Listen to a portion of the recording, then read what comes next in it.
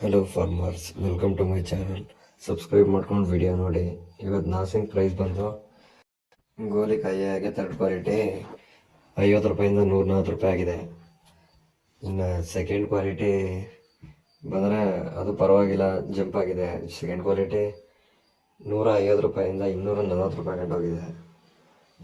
ಇನ್ನು ಫಸ್ಟ್ ಒಂದು quality mall ಮಾತ್ರ first quality top and top quality ಇರೋದು 300 ರೂಪಾಯಿವರೆಗೂ ಹೋಗಿದೆ. Top and top Nashik price. ನಿನ್ನೆ ನಾಸಿಕ್ ಮಾಲ ಬ್ಯಾಂಗ್ಳೂರ್ ಬಂದು ಒಂದು ಸ್ವಲ್ಪ ವೀಕ್ ಆಗಿತ್ತು.